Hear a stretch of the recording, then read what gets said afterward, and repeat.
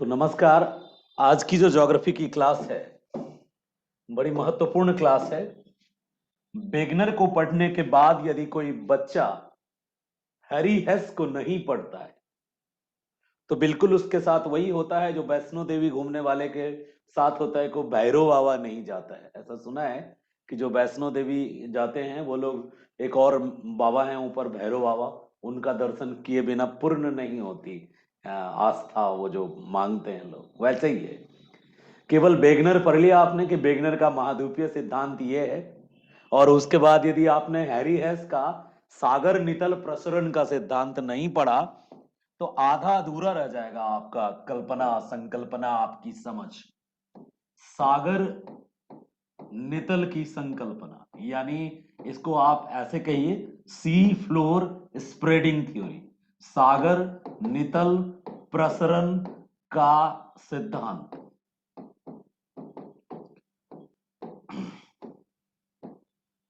देने वाले व्यक्ति का नाम हैरी हेस। सागर नितल प्रसरण का सिद्धांत, सी फ्लोर स्प्रेडिंग थ्योरी, बहुत सिंपल थ्योरी है। हैरी हेस ने बहुत ही बेहतरीन तरीके से बतलाया है, और इस थ्योरी को आप तब बेहतर समझ पाएंगे जब आपको प्लेट टेक्टोनिक की जानकारी हो।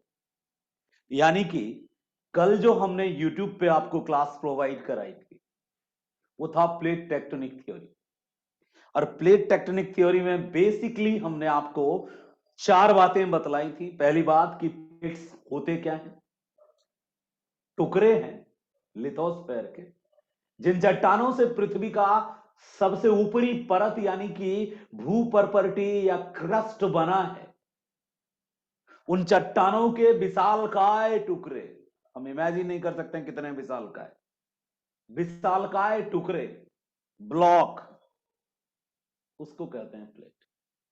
7 बड़े प्लेटों को देखा था कल की क्लास में आपने, जो नहीं देखे हैं देख लीजिएगा, लिंक ग्रुप में अवेलेबल है। और कुछ ऐसे भी भाई बहन है हमारे, उनको लग रहा है कि जब वीडियो ये भेज दे रहा है तो हम लाइव में क्यों ना आए। मुझे ज्यादा लाइव लोग ही चाहिए ताकि मैं, मेरा मूड बने बेहतर पढ़ाने का। यदि लाइव में 4-5 आने लगेंगे तो हम सीधे यूट्यूब पे ही वीडियो रिकॉर्ड करके डाल देंगे, फिर वहीं से पढ़िएगा। इसलिए लाइव क्लास में मुझे स्टूडेंट बहुत, मैं ऑफलाइन वाला टीचर हूं ना, मेरा फ्लो नहीं आता उतना बेहतर जब तक मेरे पास लगे ना कि हाँ मेरे 100 बच्चे पढ़ रहे हैं या 50 बच्चे पढ़ रहे हैं या 30 बच्चे पढ़ रहे हैं मुझसे। ऐसी बीमारी है मुझे, तो ध्यान दीजिएगा। जिस दिन भी संभव हो लाइव आइए, और जो यूट्यूब पे गया, रोज नहीं होगा यूट्यूब पे क्लास, कभी कभार कोई स्पेशल ऐसा टॉपिक होगा जो जीएस से कनेक्ट होता होगा, तो बीच बीच में हम यूट्यूब, ये हमारी मार्केट स्ट्रेटजी है ताकि लोगों को पता चले कि यूट्यूब शांत है तो इसका मतलब ऐसा नहीं कि लड़का शांत है, क्लासेस चल रही है हमारी लाइव। तो एक मार्केट स्ट्रैटेजी है, वो भी मेरे लिए जरूरी है, क्योंकि यदि हम धन से मजबूत होंगे तो हम सुविधा और बेहतरीन उपलब्ध करा पाएंगे। अभी रिसेंटली हम एक और प्लान किए हैं, अभी किसी को नहीं पता ग्रुप में भी, एक 3D मशीन आता है। मतलब उस मशीन को मैं यहाँ कैमरे के सामने ओपन कर दूंगा तो मेरे सामने एक 3D ग्लोब बन जाएगा, और उसको हम अपने तरीके से, उस ग्लोब को हम एक्सप्लेन कर सकते हैं। और उसमें कई चीजें हैं, केवल ग्लोब नहीं है। जैसे ये इमेज है ना, तो ये 3D इमेज जैसे लगेगा मेरे सामने रखा हुआ इमेज है, उसको हम आगे पीछे दाएं बाएं उस पर अपने हाथ से टच करके कर सकते हैं। दाम ज्यादा है और यूएस में मिलता है, मेरा भांजा है उसने बताया है। तो उसको हम, अगला टारगेट हमारा वही है कि हम और मॉडर्न हो जाए। जितना ज्यादा टेक्नोलॉजी होगा उतना बेहतर कॉन्सेप्ट होगा, एक्सप्लेनेशन भी उतना ही बेहतर होगा, हम और अच्छा करेंगे। तो चलिए मदद करते रहिए आप लोग, जो भी मदद करने में सक्षम है, ताकि मैं अपना ड्रीम फुलफिल कर पाऊं, और मैं आपके साथ पूरी ईमानदारी से हूं। अभी कुछ बच्चे रोज फोन करते कि सर मेरा क्लास छूट गया, वीडियो भेज दीजिए। हमने जितने वीडियोस अवेलेबल थे क्लाउड पे डाल के वो सेंड कर दिया है। 4-5 तारीखें और है जो मैं लिस्ट बना रहा हूँ, किस किस दिन मैंने क्लास लिया है और किस दिन क्या पढ़ाया, उसका लिस्ट टाइप करके हम भेज देंगे ताकि आप मिला लें कि कौन कौन आपके पास अवेलेबल है। चलिए, सी फ्लोर स्प्रेडिंग थ्योरी पढ़ाने के पहले हमने आपको एक चीज बताया कि बहुत जरूरी है कि आप पहले प्लेट टेक्टोनिक को जानते हो। प्लेट टेक्टोनिक्स का मतलब प्लेट विवर्तनिकी, और प्लेट विवर्तनिकी का मतलब प्लेटों की कुछ खास गतियां, प्लेटें जो गतियां करती हैं उनके बारे में। तो कल हम सब ने इस बात पे चर्चा किया था कि क्या होते हैं प्लेट। तो लिथोस्फेयर का छोटा बड़ा जो टुकड़ा, जिन टुकड़ों से मिलकर, जिन चट्टानों से मिलकर लिथोस्फेयर बना है वो प्लेट है। कितने होते हैं प्लेट? तो 7 बड़े और 20 छोटे होते हैं प्लेट, 20 से अधिक छोटे प्लेट।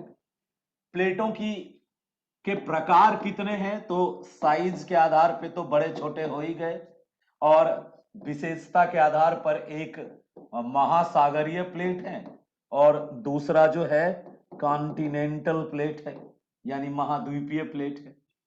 क्या विशेषता है इनकी? ये बेचारे दबाव में दबे होते हैं तो ज्यादा घनत्व होता है इनका, और इनका कम घनत्व होता है। ये ज्यादा रिजिड होते हैं, पतले होते हैं। ये 5 से 7 किलोमीटर मोटे होते हैं, मात्र किलोमीटर, याद रखिएगा, हाँ किलोमीटर मोटे होते हैं। और जबकि ये 30 से 70 किलोमीटर तक मोटे होते हैं, किलोमीटर तक मोटे होते हैं। यानी किलोमीटर बहुत बड़ा होता है यूनिट। कभी हाईवे और ताज एक्सप्रेस वे या किसी एक्सप्रेस वे पे बाइक से ड्राइव कीजिएगा ना, तब पता चलेगा इतना देर चला ली, अभी तक 2 किलोमीटर पास हुआ है। ठीक है, किलोमीटर बड़ी लंबी इकाई है और उसके अकॉर्डिंग देखा जाए तो 30 से 70 किलोमीटर मोटाई है इसकी। फिर हमने बताया था कि ये जो प्लेटें हैं ये गति करती हैं, यानी कि कैसी गति करते हैं? विवर्तनिक गति करती हैं। तो ये विवर्तनिक गति कैसी गति है? ठीक है, विवर्तनिक गति कैसी गति है? तो हमने बोला था विवर्त समझने से पहले आवर्त समझ लो। आवर्त गति का मतलब पेंडुलम वाली गति। तो पेंडुलम वाली गति निश्चित अंतराल पर दोनों तरफ होती है, और विवर्तनिकी में जो गति होती है बिल्कुल वो उसके अलग होती है। मतलब वो निश्चित अंतराल में दोनों तरफ नहीं होती है, वो अनिश्चित अंतराल में, कभी एक तरफ बढ़ रही है तो उधर बढ़ेगी, और कभी यदि दूसरी तरफ बढ़ रही है तो दूसरी तरफ बढ़ेगी। यानी ये हिलती डुलती रहती है, और इसकी दिशा जो होती है ये झिगझैग टाइप से होती है, यानी कोई फिक्स डायरेक्शन नहीं होता, कोई खास दिशा में नहीं गति करती। तो प्लेटें गति करती हैं, मूवमेंट होती है प्लेटों में, कल चर्चा हो चुकी थी। और 3 तरह की मूवमेंट होती है, यानी प्लेटों के गति के प्रकार हमने देखे थे कि 3 तरह की गति होती है प्लेटों में। हमने देखा था कि यदि एक ये प्लेट है और दूसरा ये प्लेट है, तो एक गति है कि दोनों एक दूसरे की ओर, यानी अभिसारी, यानी कि कन्वर्जेंस। एक ये प्लेट है, एक दूसरा प्लेट है, तो दोनों एक दूसरे के विपरीत, यानी अपसारी, अपसारी। और तीसरी जो गति है, इसमें यदि एक प्लेट ये है और दूसरा प्लेट ये है, तो ये संरक्षी प्लेट किनारा बनाता है, यानी ट्रांसवर्स, यानी convergence, divergence and transverse. Convergence, divergence and transverse, 3 प्रकार की गति होती है। अब इन गतियों पे हमारी चर्चा हो चुकी थी। इन गतियों के अनुसार ही हमने आपके साथ किनारे की बात की थी कि जो प्लेट होते हैं उनके कुल 3 प्रकार के किनारे होते हैं। एक, जिनमें ये टकराते हैं, ये विनाशात्मक किनारा होता है, डिस्ट्रक्टिव मार्जिन। जिसमें ये अलग होते हैं वो रचनात्मक किनारा होता है, कंस्ट्रक्टिव, कंस्ट्रक्टिव। ठीक है, देखो ये सीडी में कंफ्यूज मत होना। जहां ये टकराते हैं वहां विनाशात्मक किनारा है इनका, ये किनारा विनाशात्मक किनारा है। यहाँ पे किनारे आपस में टकरा कर टूटते हैं, नष्ट होते हैं। और यहाँ पे जो ये किनारे हैं ये दूर जाते हैं तो बीच में कुछ नया बनाते हैं, नया बनाते हैं, उसी को कंस्ट्रक्टिव कहते हैं। और तीसरा जो है इसको संरक्षी प्लेट किनारा कहते हैं। क्यों? क्योंकि इसमें कोई तरह का नुकसान नहीं होता, ना निर्माण होता है, बस ये हिलते डुलते हैं तो भूकंप जनरेट करते हैं, बस यहां सिर्फ भूकंप होता है। यहां भूकंप के साथ ज्वालामुखी भी फटते रहता है, और यहां भी भूकंप और ज्वालामुखी, यानी अर्थक्वेक और वॉल्केनो, यहां भी अर्थक्वेक और वॉल्केनो, बट यहां पे सिर्फ अर्थक्वेक, और भी बहुत पावरफुल अर्थक्वेक। तो इतनी बातें हमने की थी जिनमें गति के प्रकार और गति के किनारों, किनारों यानी प्लेटों के किनारे, मार्जिन्स की बात की थी। मार्जिन्स बोल दो, बाउंड्री बोल दो, प्लेट बाउंड्री या प्लेट मार्जिन्स, डिटेल में बात कर लिया था हम लोगों ने। अब क्या है, जो WC मॉर्गन, ठीक है मॉर्गन ही कहिए, मॉर्गन और विल्सन का ये देन था। मॉर्गन ने दिया था ये प्लेट टेक्टोनिक की थ्योरी। तो मॉर्गन ने इस थ्योरी में सारी बातें की, लेकिन उनकी आलोचना होती है एक बात को लेके कि उन्होंने ये नहीं बताया कि प्लेटें गति क्यों करती है। ये मॉर्गन सही से बता नहीं पाए कि जो ये प्लेट है लिथोस्फीयर के, जो विवर्तनिक गति करते हैं, मतलब कोई फिक्स डायरेक्शन नहीं होता, कभी किसी दिशा में कभी किसी दिशा में गति करते हैं, कभी कभी ऐसा हिलते हैं कि दोनों तीनों तरफ गति कर लेते हैं, ठीक है, यानी जिगजैग मूवमेंट होते रहता है। तो प्लेट गति क्यों करते हैं इसको उतना स्पष्ट नहीं कर पाए मॉर्गन, और इसी कॉन्सेप्ट को डिटेल में डिस्कस किया हैरी हेस ने कि प्लेट गति क्यों करते हैं, इसी को क्लियर किया हैरी हेस ने। और इसके लिए हैरी हेस ने सेकंड वाले टाइप ऑफ मूवमेंट को चुना। यानी हैरी हेस की जो थ्योरी है सी फ्लोर स्प्रेडिंग की, हैरी हेस की जो थ्योरी है, उस थ्योरी में हैरी हेस ने 2 प्लेटों को चुना, 3 प्लेटों को चुना। कौन कौन से प्लेट को चुना? एक प्लेट चुना उन्होंने नॉर्थ अमेरिकी प्लेट, उत्तरी अमेरिका प्लेट, नॉर्थ अमेरिकी प्लेट को चुना। और दूसरा उन्होंने साउथ अमेरिकी प्लेट को चुना। और तीसरा उन्होंने यूरेशियन प्लेट को चुना, यूरेशियन प्लेट को चुना। और चौथा उन्होंने अफ्रीकन प्लेट को चुना। उन्होंने 4 बड़े प्लेट जो हैं, ये अटलांटिक ओशियन के अंदर, 4 बड़े प्लेट अटलांटिक ओशियन के अंदर ये वाली गति करते हैं, यानी एक दूसरे से दूर होने वाली गति करते हैं। और इस गति को कहते क्या है हम? डाइवर्जेंट मोशन कहते हैं, डाइवर्जेंट मूवमेंट कहते हैं। यानी प्लेटों की ये कैसी गति है? तो ये डाइवर्जेंट गति है। और जब कोई प्लेट, जब 2 प्लेट एक दूसरे से दूर जा रहा हो, डाइवर्जेंट मूवमेंट कर रहा हो, यानी अपसारी गति कर रहा हो, अपसारी, एक दूसरे से दूर जा रहा हो 2 प्लेट, तो ऐसी स्थिति में, अपसारी गति की स्थिति में क्या होता है? जब प्लेटें दूर हटती है तो प्लेटों के बीच एक दरार पैदा होता है। और ये जो प्लेटों के बीच दरार पैदा हुआ है, ये दरारें हैं। और इसी दरार से अंदर का मैग्मा बाहर आता है, और वो मैग्मा इस दरार से बाहर आकर पसरता जाता है दोनों तरफ। यानी बीच में पहाड़ बना दिया है, जहां ज्यादा मैग्मा निकला है वहां ज्यादा चौड़ा बन गया है ये। तो ये दिनों दिन इसका आकार बढ़ता जा रहा है। अटलांटिक महासागर के बीच में दिनों दिन ये जो निकल रहा है मटेरियल, अंदर से दरारों से निकलने वाला जो ये मटेरियल है, ये मटेरियल क्या कर रहा है? ये क्रिएट कर रहा है बीच में ऊंची एक पहाड़ी जैसी स्ट्रक्चर, एक माउंटेन सीरीज जैसा स्ट्रक्चर क्रिएट कर रहा है। इसी को कहा हैरी हेस ने मिड ओशियनिक रीच। इसको हैरी हेस ने किस नाम से पुकारा?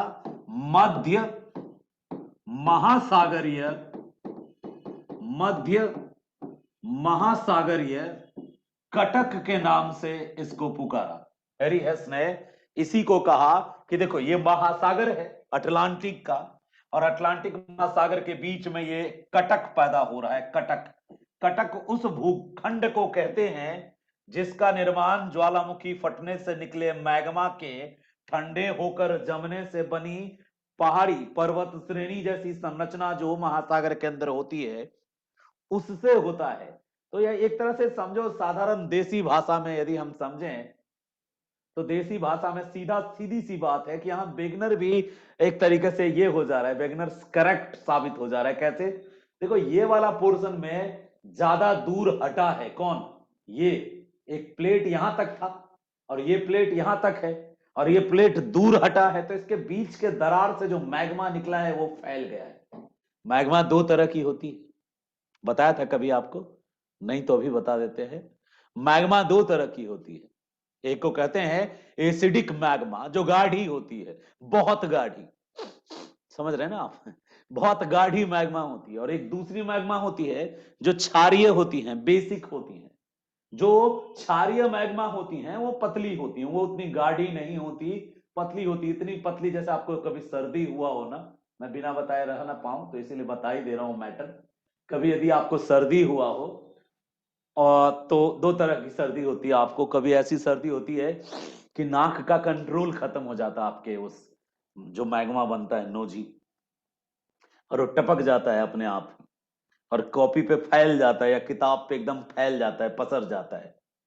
एक तो वो सर्दी होती है, यानी वैसी मैग्मा जो बहुत पतली हो, बहुत पतली, इतनी पतली कि बाहर निकलते ही फैल जाए, पानी जैसी पतली।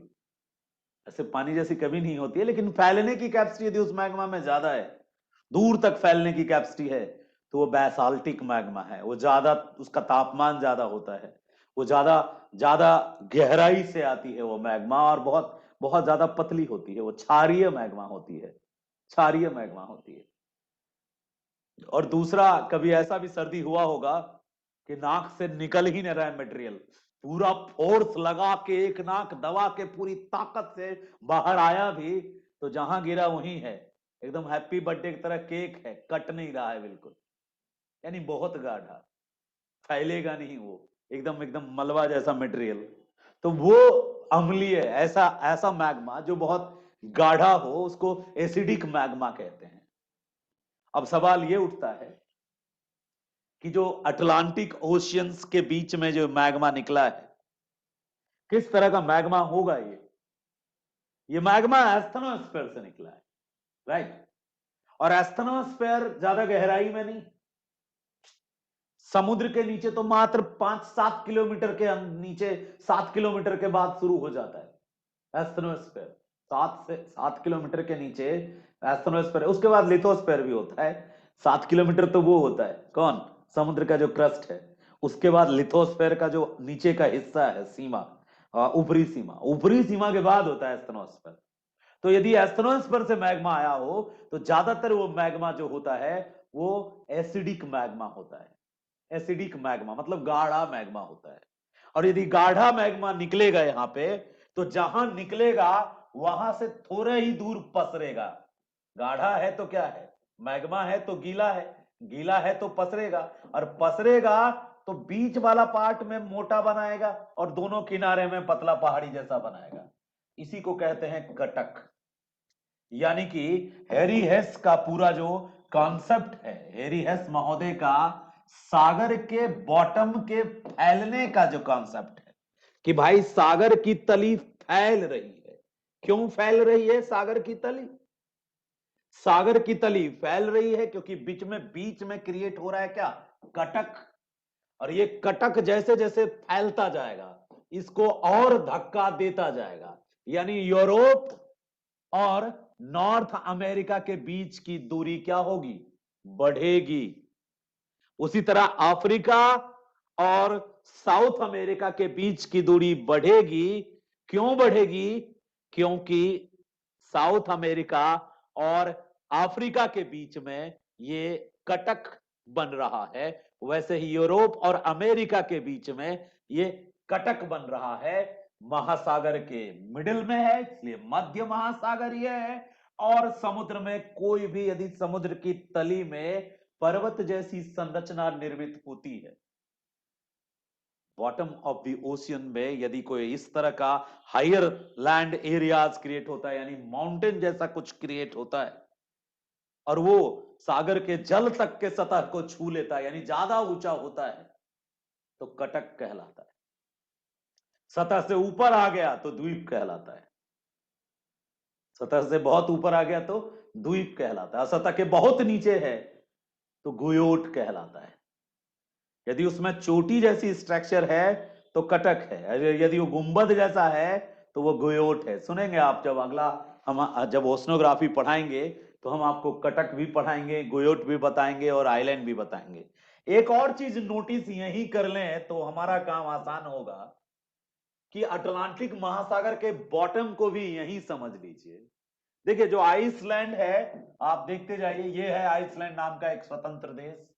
वो एक टीले पे है, मैग्मा बना बना हुआ एक टीला है, उस टीले पे है। और उसी तरह ग्रीनलैंड भी वैसे ही एक बहुत ऊंचा सा भूखंड है, उसी भूखंड पे है। और इसके बगल में एक खड्डा है, इसको ट्रंच कहते हैं। यहां भी एक खड्डा है, इसको ट्रंच कहते हैं। ये ट्रंच ट्रंच ट्रंच, यहां तो बहुत ज्यादा गड्ढा खड्डा है, यहां भी। यानी जो ट्रंचेस होते हैं वो महाद्वीप के बगल में होते हैं। महाद्वीप, जहां पे महाद्वीप और महासागर के प्लेट जो है, प्लेटों का जहां किनारा होता है ना, जहां पे कोई प्लेट खत्म हो रहा होता है, ये पूरा प्लेट है नॉर्थ अमेरिकी प्लेट। तो नॉर्थ अमेरिकी प्लेट ऐसे सिकुड़ गया इधर, और बीच में एक नया क्रस्ट बन गया ये। तो ये जहां पे ये सिकुड़ रहे होते हैं, दोनों प्लेट लड़ रहे होते हैं आपस में, वहां पे ट्रंचेस क्रिएट होता है। तो ये जो है, आपने नाम सुना होगा प्यूरोटिको ट्रंच। प्यूरोटिको ट्रंच, ट्रंच माना क्या होता है? गर्त। ट्रंच को हिंदी में कहते हैं गर्त, गर्त को हिंदी में कहते हैं गड्ढा, गड्ढा। ज्यादातर ट्रंच जो होता है किसी कॉन्टिनेंट से, जहां पे, ठीक है, ज्यादातर ट्रंचेस जो होता है वो किसी ना किसी कॉन्टिनेंट के, जैसे फिलिपाइन वाला ट्रंच का नाम सुना होगा आपने। फिलीपींस के पास जो मेरियाना ट्रंच है, मेरियाना ट्रंच आपने देखा होगा, फिलीपींस के आसपास ही है मेरियाना ट्रंच। वही पैसिफिक ओशियन में फिलीपींस के पास भी एक ट्रंच है, सुंडा ट्रंच है वहां पे। और आगे उधर मेरियाना ट्रंच और अंदर जाकर के है पैसिफिक में। और यहाँ पे ये जो जगह देख रहे हैं, अच्छा वहां आपको नहीं दिखेगा, यहाँ यहाँ प्यूरोटिको ट्रंच है, प्यूरोटिको ट्रंच। तो ट्रंच ये छोटा छोटा गोयोट है, ये क्या है? गोयोट है। और ये बीच वाला क्या है? लंबा सा, ये कटक है। ये जो छोटा छोटा देख रहे हैं ये गोयोट है, गोयोट। और जो आइलैंड बन गया होगा कई सारे बीच बीच में आइलैंड, जैसे कनारी आइलैंड, और भी कई सारा है। तो महासागर का नितल समझना बहुत जरूरी है इसके लिए। महासागरों के नितल की संरचना कैसी होती है? जहां पे देख रहे हैं, यहाँ पे साउथ अमेरिका, उसके बाद भी आपको यहाँ पे कुछ कुछ ब्लू एरिया दिख रहा होगा, ये छज्जा है। ये क्या है? महाद्वीपीय छज्जा। ये क्या है? महाद्वीपीय छज्जा। ये क्या है? महाद्वीपीय छज्जा। महाद्वीप के बाहर तक इंग्लैंड छज्जे पे है। किसके छज्जे पे? महाद्वीपीय छज्जे पे है। कॉन्टिनेंटल शेल्फ बोलते हैं इसको, कॉन्टिनेंटल शेल्फ बोलते हैं। देखो अफ्रीका के पास कॉन्टिनेंटल शेल्फ एकदम नहीं है, छोटा सा है, यहाँ पे थोड़ा सा, यहाँ भी थोड़ा सा, यानी अफ्रीका के पास कॉन्टिनेंटल शेल्फ नहीं है। अफ्रीका का जो पश्चिमी तट है उसका कॉन्टिनेंटल शेल्फ सीमित है, यानी महाद्वीपीय छज्जा सीमित है। यूरोप का कॉन्टिनेंटल शेल्फ बहुत ज्यादा चौड़ा, लंबा चौड़ा यूरोप का कॉन्टिनेंटल शेल्फ है। इधर अमेरिका का भी कॉन्टिनेंटल शेल्फ है। शेल्फ के बाद देखो अचानक ढाल हो गया है, शेल्फ के बाद अचानक स्लोप है, यानी यहां से गाड़ी खड्डे में गिर सकती है। वो जो स्लोप है ना, जो ढाल है, इसको कॉन्टिनेंटल स्लोप कहते हैं। तो छज्जे के बाद, कॉन्टिनेंटल शेल्फ के बाद कॉन्टिनेंटल स्लोप होता है। और स्लोप के बाद जो ये लंबा चौड़ा मैदान देख रहे हो ना, ये पूरा एरिया जो मैदान वाला है, ये पूरा एरिया देखो मैदान वाला है, ये पूरा एरिया मैदान वाला है। तो स्लोप के ठीक बाद पहले क्या था? पहले क्या था? कॉन्टिनेंटल शेल्फ, जिसको क्या बोलते हैं? महाद्वीपीय या महादेशीय छज्जा, शेल्फ। ये एकदम कॉन्टिनेंट से सटा होता है। उसके बाद क्या था? कॉन्टिनेंटल स्लोप था, इसको बोलते हैं महाद्वीपीय निमग्न ढाल। निमग्न मतलब पानी में डूबा हुआ, उसको निमग्न कहते हैं। और स्लोप यानी ढाल। और उसके बाद क्या था? अगाध सागरीय मैदान, जिसको अबैसल प्लेन कहते हैं, अबैसल प्लेन था। और प्लेन के साथ साथ वहीं पर, मैदान के साथ साथ, मैदान में ही तुम क्या देख रहे थे कि मैदान के पास ही कई कई छोटे छोटे गड्ढे हैं, बहुत गहरा गड्ढा है। तो इस गड्ढे के लिए टर्म यूज होता है जो मैदान में ही ज्यादातर देखने को मिलता है। गड्ढे के लिए टर्म यूज होता है ट्रंच। ट्रंच को हिंदी में क्या कहते हैं? गर्त। तो महादेशीय छज्जा कॉन्टिनेंटल शेल्फ, महाद्वीपीय निमग्न ढाल कॉन्टिनेंटल स्लोप, उसके बाद अगाध महासागरीय मैदान अबैसल प्लेन, और इस प्लेन के अंदर ट्रंचेज, इस प्लेन के अंदर वही कटक, कटक को रिज कहते हैं, रिज यानी कटक, ठीक है, कटक। और इसी कटक के जैसा मिलता जुलता दूसरा गोयोट, गोयोट, ठीक है। तो कटक, गोयोट, ट्रंच, ये सब के सब क्या है? सागर के नितल के अलग अलग प्रकार की संरचनाएं हैं। सागर के नितल में, सागर के बॉटम में पाई जाने वाली संरचनाएं। अब आ जाओ हैरी हेस पे पूरा फोकस कर लेते हैं। बेसिक्स यहां तक था, अब हैरी हेस को थोड़ा अच्छे से समझ लेते हैं, ठीक है, ठीक से। फैक्ट की बात अभी मैं कर नहीं रहा हूं, अभी सिर्फ और सिर्फ आपसे बात कर रहा हूं जो थियोरी है हमारा, उसको समझाने की कोशिश है। चलिए हैरी हेस को सुनिए, और हैरी हेस को लेकर के कुछ पॉइंट्स भी, यदि कॉपी पेन के आप साथ बैठे हैं तो प्लीज नोट भी कीजिएगा। देखिए हैरी हेस महोदय ने जो थ्योरी दी, उनकी थ्योरी के बाद ही प्लेट टेक्टोनिक पॉपुलर हुआ। इसलिए कुछ वैज्ञानिक तो यहां तक मानते हैं कि जो थ्योरी हैरी हेस ने सी फ्लोर स्प्रेडिंग थ्योरी थी दी, वो पूर्णाहुति था, वो एडवांस वर्जन था प्लेट टेक्टोनिक्स का। इसीलिए प्लेट टेक्टोनिक थ्योरी में भी यदि कोई पूछे कि प्लेट टेक्टोनिक थ्योरी किसने दिया था, तो उसमें नाम हैरी हेस का भी कुछ किताबों में मिलेगा कि हैरी हेस ने 1960 में प्लेट टेक्टोनिक थ्योरी दिया था। But in reality plate tectonic theory जो थी काफी पुरानी थी, और उसको सबसे पहले 1859 के आसपास विल्सन, टूजो विल्सन ने प्लेट शब्द क्वाइन किया था। फिर मॉर्गन आए थे, उन्होंने इस थ्योरी की कल्पना की थी। लेकिन बाद में आकर के जब हैरी हेस ने सागर नितल संकल्पना दी, अब हम फॉर्मेट बना लेते हैं हैरी हेस का। हैरी हेस की थ्योरी पर एक नोट्स लिखना है, और प्रश्न क्या है?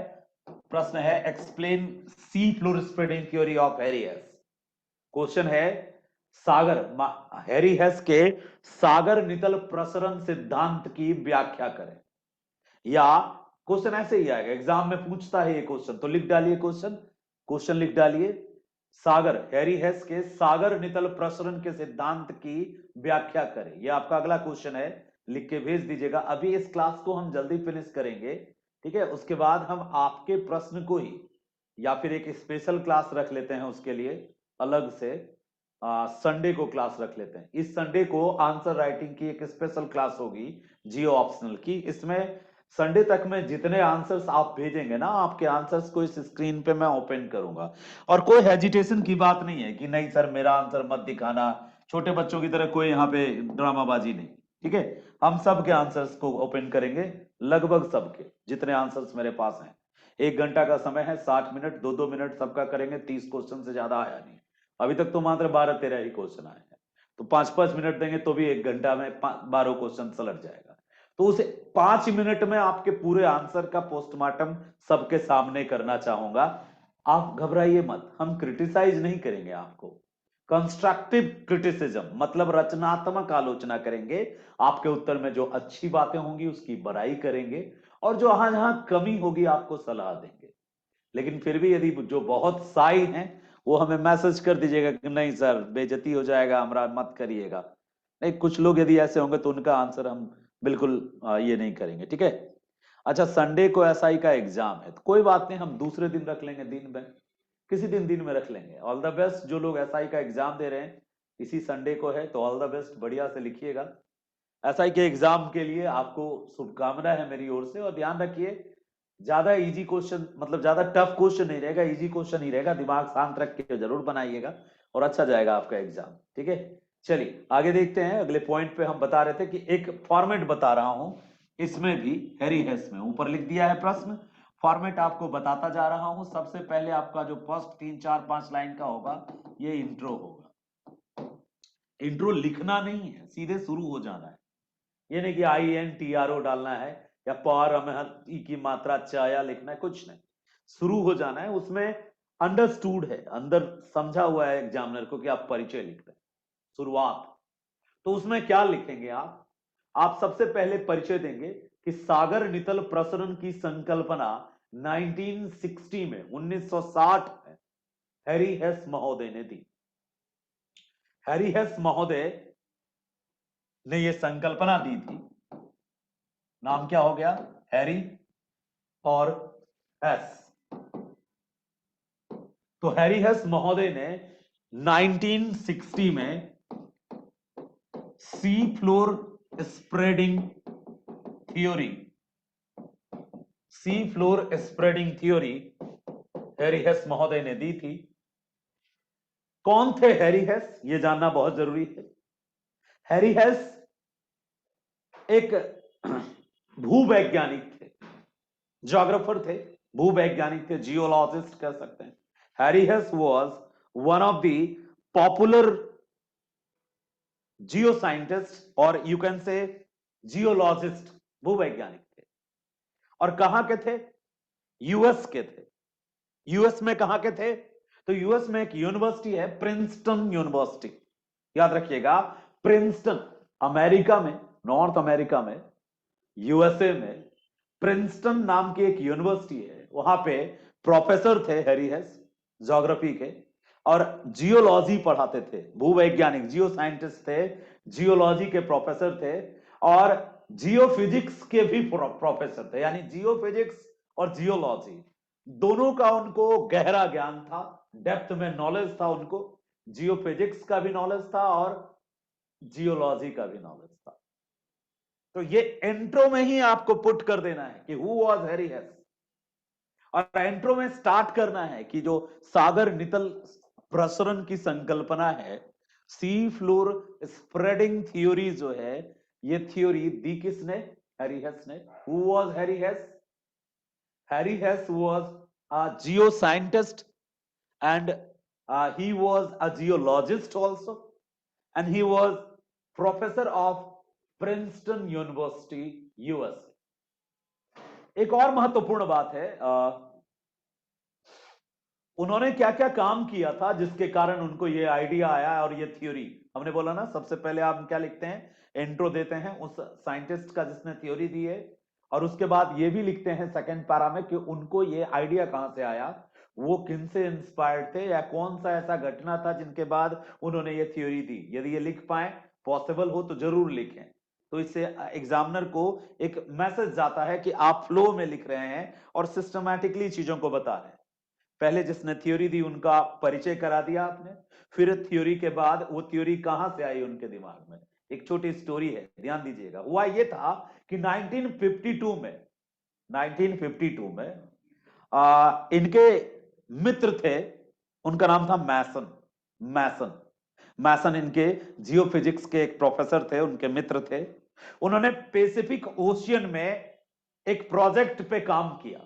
मैसन ने पैसिफिक ओशियन में 1952 में काम किया था, और वहां पे वो मैग्नेटिक एक टूल्स की मदद से जो पैसिफिक ओशियन का बॉटम था, उस बॉटम में जो रॉक थे, चट्टानें थी, उन चट्टानों की जो मैग्नेटिक एफिशिएंसी थी, चुंबकत्व की क्षमता थी, उस क्षमता का स्टडी कर रहे थे, और ढेर सारा आंकड़ा कलेक्ट किया था उन्होंने।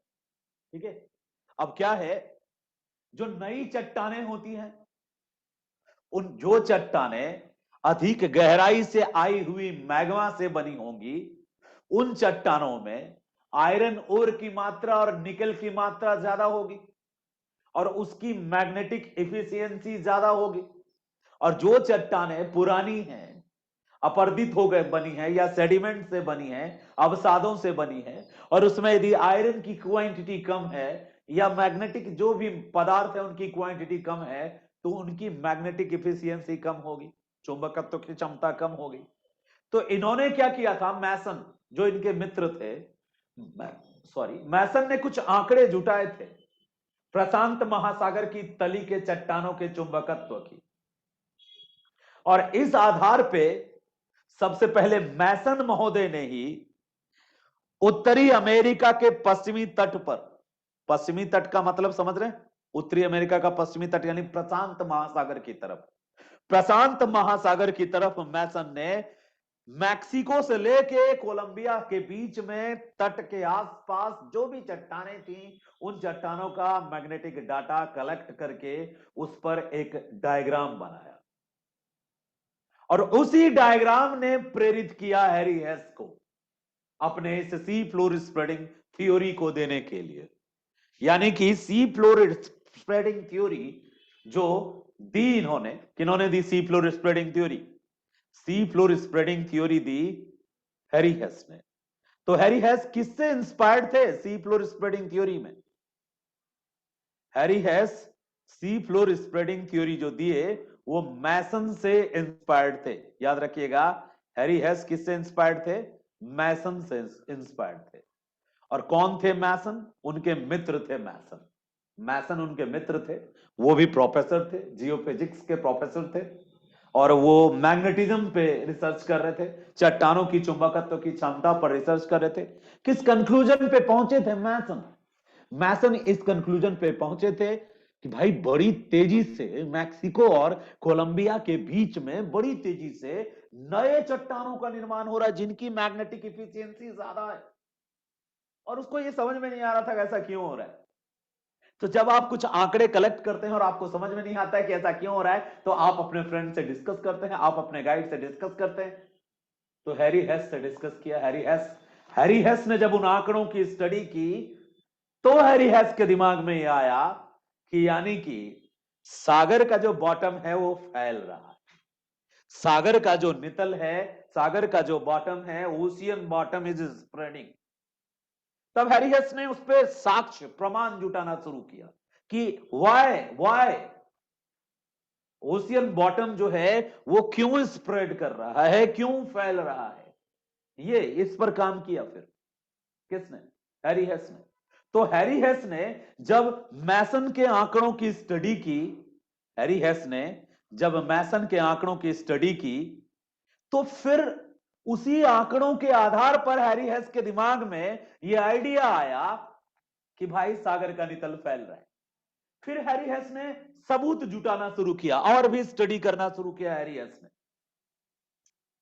ठीक है, हैरी हेस ने और भी सबूतों को इकट्ठा करना शुरू किया और उसके बाद हैरी हेस ने जो एक कॉन्सेप्ट निकाल के दिया वही पढ़ाने के लिए आज मैं आपको बुलाया हूं। उसने एक थ्योरी पर बड़ा बेहतरीन काम किया। क्या? संवहन धारा का सिद्धांत। संवहन धारा का सिद्धांत, इस सिद्धांत को यूज किया हैरी हेस ने।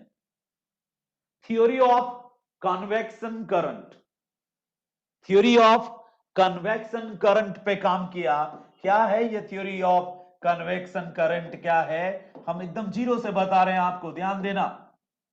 सारी बातें टीचर जो बताता है वो किताब से ही बताता है, मैं भी किताब से ही बता रहा हूं। कौन सी किताब से बता रहा हूं? सविंद्र सिंह से। तुम भी अपना कोशिश करना, तुम यदि ज्योग्राफी के छात्र हो तो तुमने ये नाम सुना होगा। मैं सविंद्र सिंह के बुक से बता रहा हूं, लेकिन बताना मेरा अपना स्टाइल है बताने का। मैं परोसने में एक्सपर्ट हूं, कैसे परोसना है ये मुझे मेरे फादर ने सिखाया है। नॉलेज होना और नॉलेज को परोसना दोनों दो बातें हैं। 5 स्टार होटल वाले अपने यहां आलू नहीं बनाते, ना आलू उपजाते हैं। इवन समटाइम्स फूड भी नहीं बनाते, वो फूड भी कहीं से हायर कर लेते हैं, बट उसको परोसते बेहतरीन तरीके से हैं। और मेरी मेरी अपनी खुद की ऐसी मेरी अपनी सोच है, मेरा अपना थिंकिंग है कि टीचर को परोसने आना चाहिए, मतलब नॉलेज ट्रांसफर करने आना चाहिए। तो बस वही चीज मैं सीखता आया हूं अपने पिता से, मेरे पिताजी भी शिक्षक थे। तो बस चीजें वही बताने की कोशिश कर रहा हूं कि हैरी हेस दिमाग में उतर जाना चाहिए। हैरी हेस आपके दिमाग में उतर जाए। कैसे? शुरू से एकदम दिमाग में आ जाए कि हैरी हेस कौन थे भाई। तो प्रिंसटन यूनिवर्सिटी यूएस के प्रोफेसर थे। किस बात का नॉलेज था उनको? जियो फिजिक्स के साइंटिस्ट थे। और किस बात का नॉलेज था उनको? जियो, हाँ, भूगर्भ वैज्ञानिक थे। ठीक है, जियोलॉजिस्ट थे। दो बातें हो गई। ग्रेट जियोलॉजिस्ट थे, जियो फिजिक्स के साइंटिस्ट थे, यूएसए के रहने वाले थे, प्रिंसटन यूनिवर्सिटी में प्रोफेसर थे। अब उनके एक मित्र थे मैसन। मैसन एक प्रोजेक्ट पे काम कर रहे थे। क्या? मैक्सिको, उस समय यूएसए का ही पार्ट था मैक्सिको। ठीक है, उसके आसपास ही वो कर रहे थे। शायद उनका प्रोजेक्ट 1953 53 54 का था, या हो सकता है जो भी हो। जोग्राफर्स को पॉलिटिकल से कोई लेना देना नहीं था। वो मैक्सिको से लेके कोलंबिया तक, मैक्सिको से कोलंबिया तक, ठीक है, मैक्सिको से ब्रिटिश कोलंबिया नाम का एक छोटा सा स्टेट है, वहां तक का सर्वे कर रहे थे। कोस्टल एरिया के चट्टानों की स्टडी कर रहे थे। तो उन्होंने चट्टानों में वेरिएशन देखा। वेरिएशन मतलब विविधता देखी। किस बात की? चट्टानों की मैग्नेटिक एफिशिएंसी, चुंबकत्व की जो क्षमता हुई चट्टानों की, वो अलग अलग थी। अब चट्टानों की चुंबकत्व की क्षमता इस बात पर निर्भर करती है कि उन चट्टानों में मौजूद जो पदार्थ है, खनिज हैं, वो क्या है।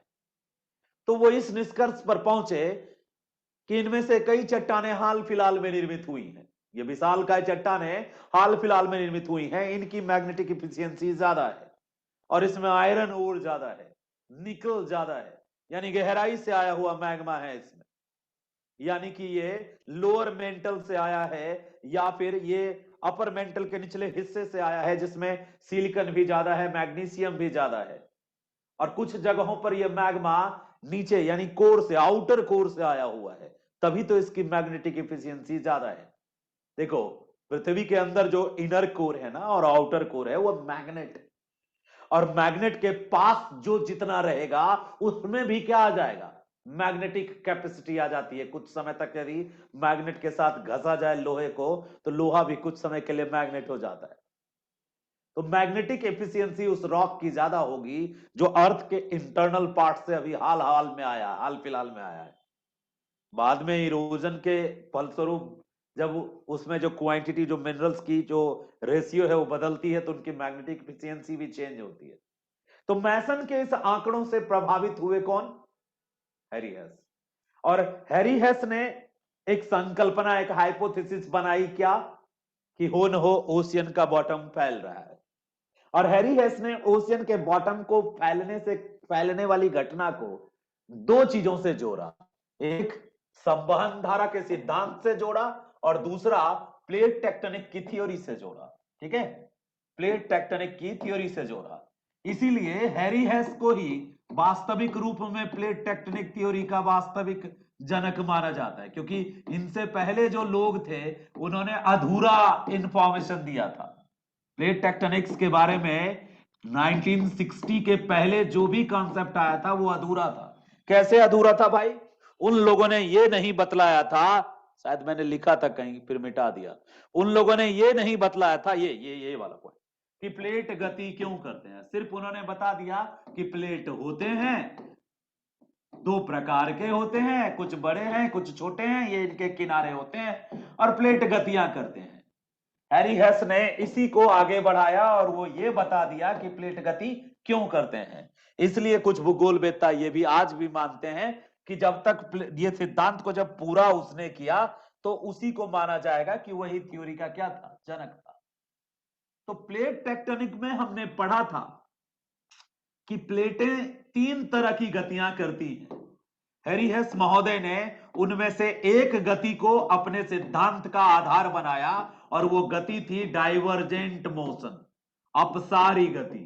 प्लेटों की अपसारी गति को आधार बनाकर, प्लेटों की अपसारी गति को आधार बनाकर हैरी हेस महोदय ने यह बतलाने की कोशिश की कि यदि सागर के दोनों तरफ ऐसे प्लेट हो, सागर के तली में दो ऐसे प्लेट हो जो एक दूसरे के विपरीत गति कर रहे हो, तो सागर में जहां से सागर की तली फटेगी ही, नीचे का मैग्मा ऊपर आएगा, तो एक नए क्रस्ट का निर्माण होगा।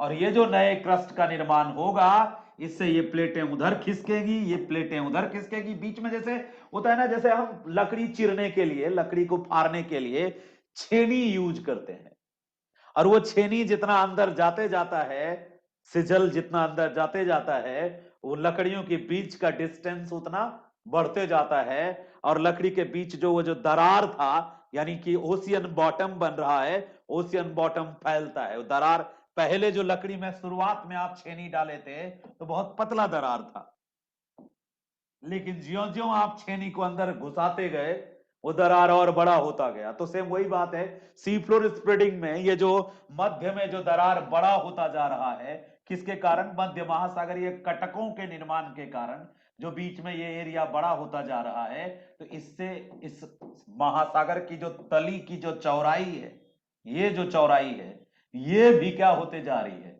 फैल रही है। सागर का नितल फैल रहा है। क्यों सागर का नितल इसलिए फैल रहा है क्योंकि जहां भी सागर है वहां पर चट्टानों में अपसारी गति भी होती है। यानी divergent motion is responsible for the spread of ocean bottom. अब सवाल बच्चों के मन में यह आ जाता है कि क्या उनका यह थ्योरी जो है केवल अटलांटिक ओशियन पे लागू होता है सर? क्या केवल अटलांटिक पे? जबकि उन्होंने आंकड़ा तो जुटाया था कहां से? उनका आंकड़ा जिन पर उन्होंने सिद्धांत की नींव रखी वो तो प्रशांत महासागर से जुड़ा था। तो क्या प्रशांत महासागर का भी तली बॉटम स्प्रेड हो रहा है? सी फ्लोर स्प्रेडिंग थ्योरी। तो क्या प्रशांत महासागर का भी बॉटम फैल रहा है? क्या इंडियन ओशियन का भी बॉटम फैल रहा है?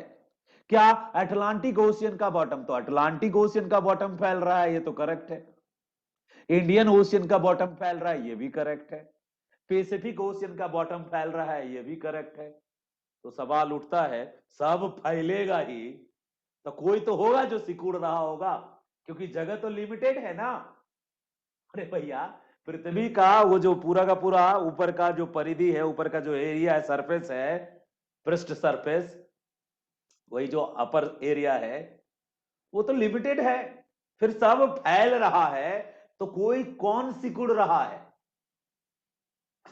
पुरानी प्लेटें सिकुड़ रही हैं। कैसे सिकुड़ रही हैं पुरानी प्लेटें? तो जो दूसरी वाली गति नहीं थी अभी सारी, यानी जिसमें प्लेटें टकरा रही थी, तो ये प्लेटें आपस में टकरा के टूट रही हैं, नष्ट हो रही हैं, इनका विनाश हो रहा है। तो प्रकृति का नियम है साहब, पुरानों का, पुराने लोगों का विनाश होता है, पुरानी शक्तियों का विनाश होता है, उसी पे तो नई शक्तियां जन्म लेती हैं। जब मैं नया नया मुखर्जी नगर आया था पढ़ने, तो यहाँ एक के सिद्धार्था नाम के सर पढ़ा रहे थे। मैं उनकी कोचिंग में पढ़ा। फीस बहुत ज्यादा थी, 50,000 रुपया ऑप्शनल की फीस थी। मैं गरीब किसान घर से था और वो भी पापा पहले ही गुजर चुके थे मेरे। 2007 में ही पापा गुजर गए, मैं 10 में आया था यहाँ। खुद की कमाई से खुद पढ़ने आया था, ट्यूशन पढ़ा के जो कमाया था पैसा, उससे मैं यहाँ ज्योग्राफी ऑप्शनल पढ़ने आया था। 9,000 रुपया दिया तब मेरा रजिस्ट्रेशन हुआ, और क्लास में बैठा तो मुझे नहीं समझ में आया। बहुत हाई फाई तरीके से एक बतरा सिनेमा हॉल था, और उस सिनेमा हॉल के नीचे फ्लोर में पूरा भरा हुआ बच्चा। पहली बार मैंने इतना बच्चा देखा, तो 1300-1400 बच्चा होगा लगभग, और उसके भीड़ में मैं खो गया। और सर जो समझा रहे थे मुझे बाउंस कर गया, कुछ समझ में नहीं आया, जबकि मेरी ज्योग्राफी अच्छी थी, मुझे अच्छा आता था उस समय भी ज्योग्राफी। इसलिए मैं ज्योग्राफी का स्टूडेंट था, ज्योग्राफी से ग्रेजुएट, ज्योग्राफी से एमए, और ज्योग्राफी से प्री पीएचडी पास किया हुआ लड़का था मैं। और ऑलरेडी मैं ज्योग्राफी वहां पढ़ाता था घर में, जब पापा मेरे जीवित थे। 2007 में मैं ज्योग्राफी ग्रेजुएशन को पढ़ाता था, एमए को पढ़ाता था, और वैसा बच्चा यहाँ आया ऑप्शनल पढ़ने, हमको कुछ समझ में नहीं आया। तो क्या था, एक नियम था कि क्लास के बाद आप अपने डाउट पेज पर लिख करके बाहर जो गार्ड है उसको दे दीजिए। मैं तो रोज एक लिख के दे देता था गार्ड को, और एक भी दिन मेरा जवाब नहीं आया। तो एक दिन पहले आके गुरुजी के पीछे पीछे दौड़ते हुए गुरुजी से समय लिया कि sir sir sir sir sir, और तब गुरुजी अपने चैम्बर में बुलाए, ठीक है आने दो। गार्ड रोक दिया था, बड़ी जिद किया, मैं डिप्लोमेटिक बिहारी बच्चा हूं ना, तो तब फिर सर अंदर बुलाया, तो पता चला सर भी बिहारी हैं। पता चला सर बड़ा अच्छे से बात किए जाने के बाद, और सर से मैंने पूछा ये सारे क्वेश्चंस, तो सर ने बस एक बुक बता दिया कि ये बुक देख लीजिए, उन्हीं का बुक था वो। मैं लाया तो उसमें और भी मैं उलझ गया, नहीं समझ में आया चीजें मुझे, उसमें और गलत लगा मुझे। मैं अपने सविंदर सिंह से हटा ही नहीं, और सर को बताया कि सर मैं सविंदर सिंह से पढ़ता हूँ। तो सर गुरु जी गुस्सा हो गए कि नहीं मेरे बुक से पढ़ो। छोड़ दिया मैंने ट्यूशन। भाई इतना गुस्सा होंगे तो कैसे होगा।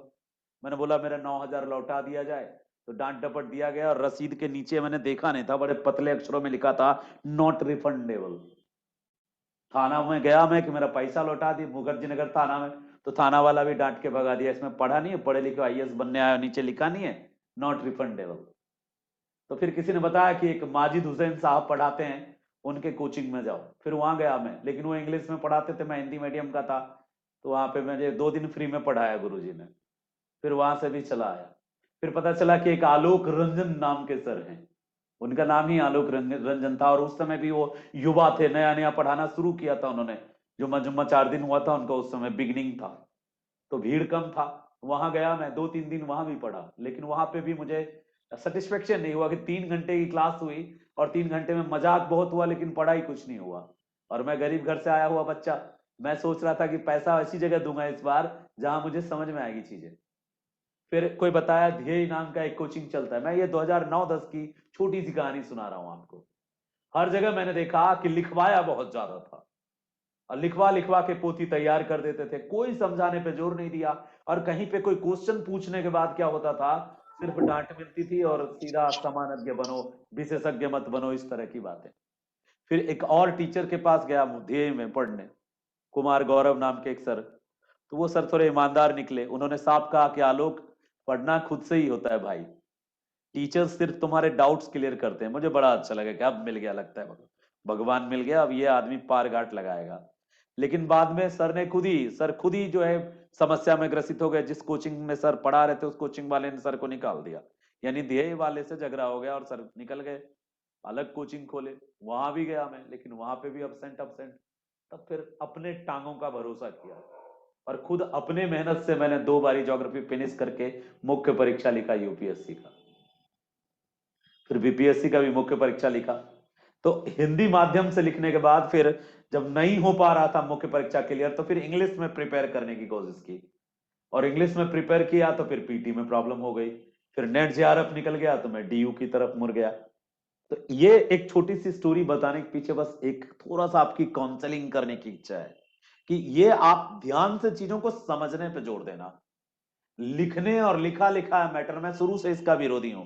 जब मैं खुद पढ़ रहा था तो भी मैं विरोधी था। लिखवाओ मत, मैं लिखूंगा खुद, आप एक बार मुझे समझा दो टॉपिक और समझा के फ्रेम कर दो, एक छोटा सा बॉक्स बना के फ्रेम कर दो कि आलोक ऐसे ऐसे ऐसे लिखना है, और जो बातें आप बताए हो ये मेरे दिमाग में रिकॉर्ड हो रहा है, और फिर उसको और जो मैं पढ़ूंगा उसके आधार पे लिख डालूंगा। एक बार लिख के आपको दूं तो मुझे बस बता दो कि तुमने यहां गलत किया, यहां गलत किया, यहां गलत किया, ताकि मैं दोबारा लिख दूं। ऐसा यदि मैं कर लूंगा ना कि समझ के खुद से लिख दूंगा और आप करेक्ट कर देंगे, तो फिर मुझे एग्जाम हॉल में रट के जाने की जरूरत नहीं होगी, मैं खुद से उसको लिख पाऊंगा। ये मेरी अपनी थिंकिंग है। ठीक है। तो जूम पे जो क्लासेस मैंने ऑर्गेनाइज की, इसके पीछे एक ही पर्पस था कि आ, हम स्टूडेंट को प्रॉपर उसके साथ जस्टिस कर पाए। ठीक है। जो गौरव बाबू के पास हम थोड़ा सा पढ़े थे कुछ दिन, फिर अभी उनसे मित्रता है मेरी, क्योंकि 2011-12 के बाद क्या हुआ, मुझे 13 में पता चला कि संकल्प नाम का कोई ऑर्गेनाइजेशन है जो खाना रहना फ्री देता है यदि तुमने पीटी निकाल लिया है तो। यदि किसी ने मुख्य परीक्षा लिखा है तो उसको मतलब वो कम पैसे में खाना रहना बढ़िया क्वालिटी देता है, 3 टाइम खाना रहना चाय सब कुछ, पढ़ने की लाइब्रेरी भी है। तो मैं संकल्प नाम का एक आरएसएस का ऑर्गेनाइजेशन है, आरएसएस की सिस्टर ब्रांच है संकल्प, बहुत अच्छा इन्वायरमेंट, बहुत अच्छे लोग। हम पहले सोचते थे कि वहां पे जाऊंगा तो ध्वज प्रणाम 1 2 3 करना होगा, या फिर मेरे अंदर भरा जाएगा वो धर्म वाला कुछ। कुछ नहीं था वहां पे भाई, कुछ नहीं है ऐसा। बिल्कुल वो न्यूट्रल है, वहां मुस्लिम भी रह रहे पढ़ रहे थे, नॉर्थ ईस्ट वाले भी पढ़ रहे थे, हिंदू भी पढ़ रहे थे, 30-40 तो आईआईटीएन पढ़ रहे थे। और मुझे गर्व फील हुआ कि 60 लड़कों में ज्यादातर लड़के आईआईटीएन थे, और उसमें मेरा उन्होंने सिर्फ, मैंने मुख्य परीक्षा 2 बार लिख रखा था। मेरे खानदान में कोई आरएसएस नहीं है, या तो वहां आरएसएस के वाले आते थे या टैलेंट पे आते थे, तो मैं टैलेंट के बेस पे संकल्प में स्थान पाया 2012 में। एक बार संकल्प में स्थान पाया और वहां से एक मुख्य परीक्षा लिखा मैंने। उसके बाद संकल्प ने खुद ही मुझे ऑफर किया कि आप हमारे यहाँ फैकल्टी बन जाओ। तो 2014 के बाद से संकल्प में मैं वर्ल्ड मैप पढ़ाने लगा, मैपिंग। और फिर 16 से संकल्प ने मुझे अपना फैकल्टी बना के Agra branch, different different branch पे ऑप्शनल पढ़ाने भेजना शुरू किया। Geography optional, geography GS, environment ecology. तो इस तरह मेरी जर्नी शुरू हुई यूपीएससी की। और फिर जब वही सर टकराए एक बार, संकल्प के थ्रू मुझे इंसेंबल हायर किया, मैं 9,000 की जगह पे उनसे बहुत मोटा रकम वसूल लिया। चलिए 9,000 नहीं दिया था उन्होंने, उनको बहुत महंगा पड़ा मैं, और बाद में बताया भी उनको, सर को मैं वही हूं सर जो आपसे एक बार कह रहा था कि मेरा 9,000 दे दीजिए।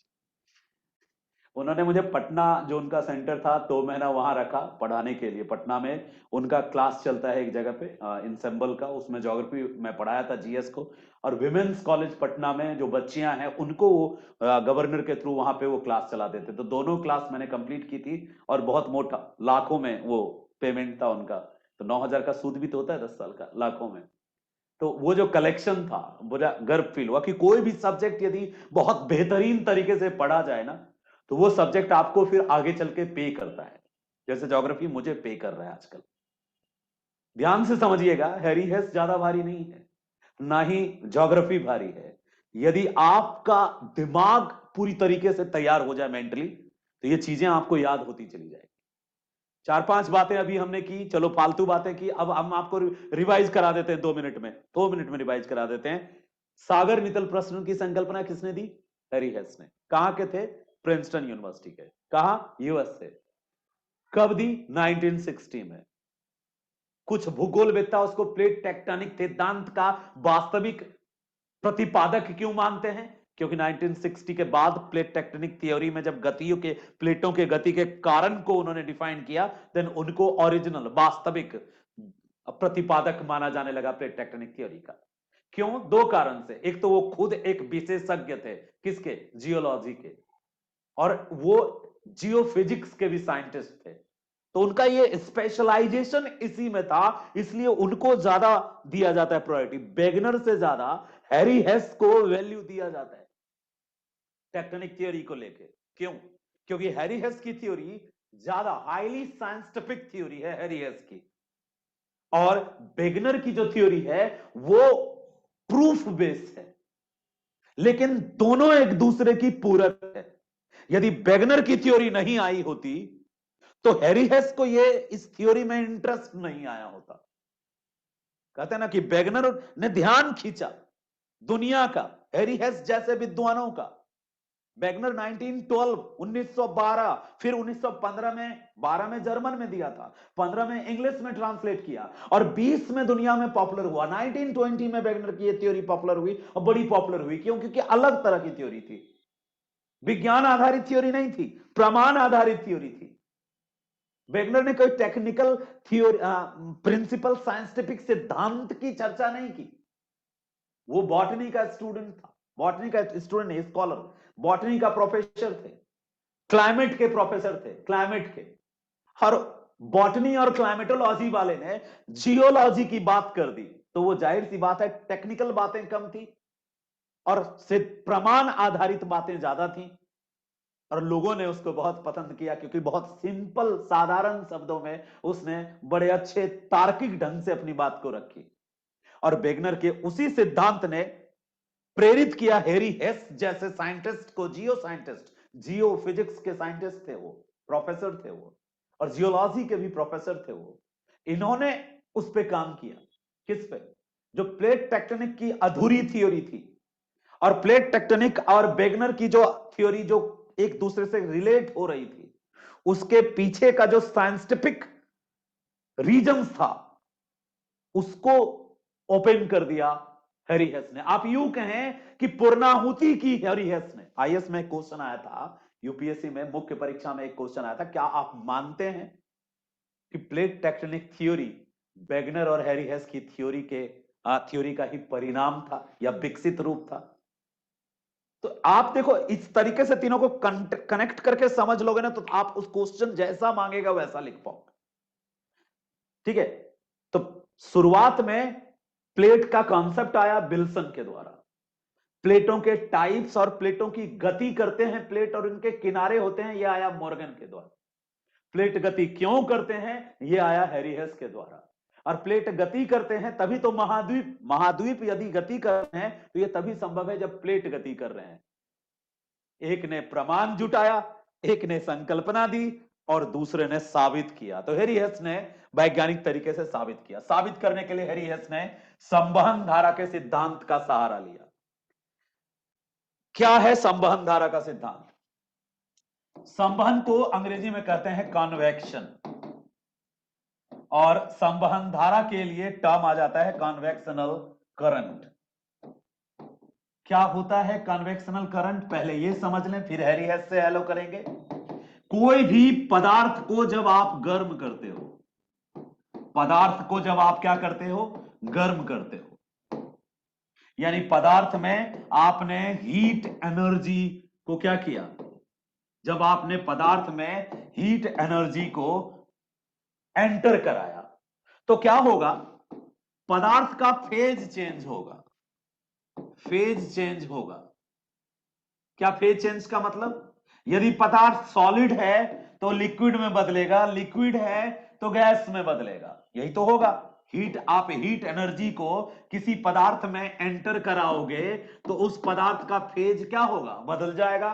पदार्थ सॉलिड फेज से लिक्विड फेज में आएगा और लिक्विड फेज से गैस के फेज में आ जाएगा, यदि आप हीट लगातार डालते रहोगे तो। और दूसरी बात यह है कि पदार्थ के अंदर होता है मॉलिक्यूल, पदार्थ के अंदर किसी भी मैटर सबस्टांसेस के अंदर क्या होता है, मॉलिक्यूल्स होते हैं। मॉलिक्यूल से बना होता है पदार्थ, जिसको आप कण कहते हैं, अणु कहते हैं, अणु अणु अणु, मॉलिक्यूल्स। और मॉलिक्यूल्स के बीच में एक तरह का स्पेस होता है जिसको इंट्रा मॉलिक्यूलर स्पेस कहते हैं, अंतराण्विक स्थान।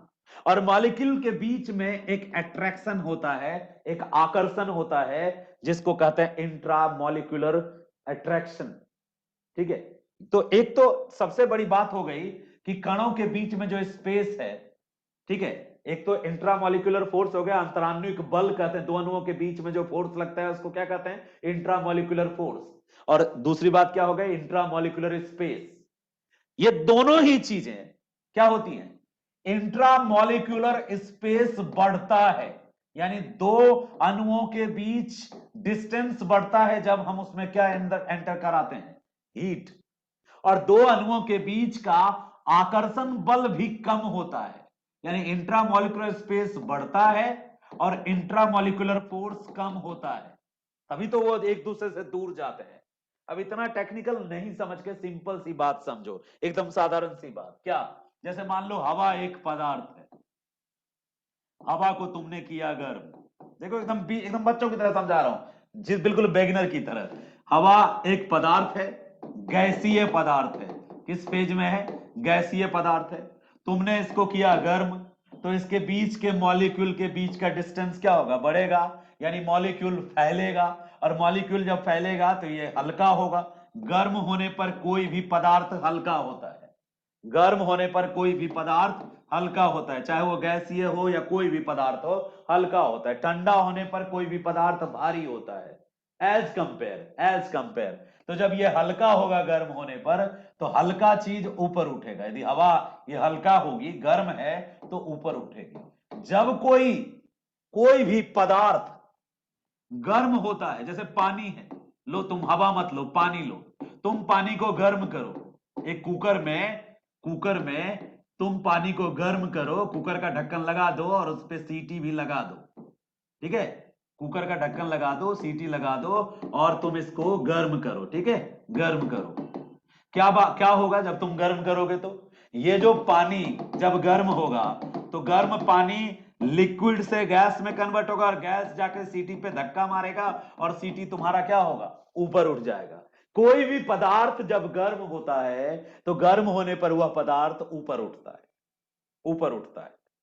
गर्म होकर ऊपर उठना, पदार्थ के मॉलिक्यूल्स का ऊपर की ओर गति करना, और गति करना पूरी ताकत से, पूरी फोर्स से, इसी को कहते हैं कन्वेक्शन। और ये गति हीट के कारण करते हैं, जो इसके अंदर का हीट है ना, हीट एनर्जी ही कन्वेक्शन के पीछे जिम्मेदार। तो कन्वेक्शनल करंट यानी कन्वेक्शन, संवहन जिसको कहते हैं, संवहन जिसको कहते हैं, वह किससे जुड़ा है, संवहन। तो संवहन जुड़ा है हीट एनर्जी से, संवहन जुड़ा है हीट एनर्जी से, उष्मा से।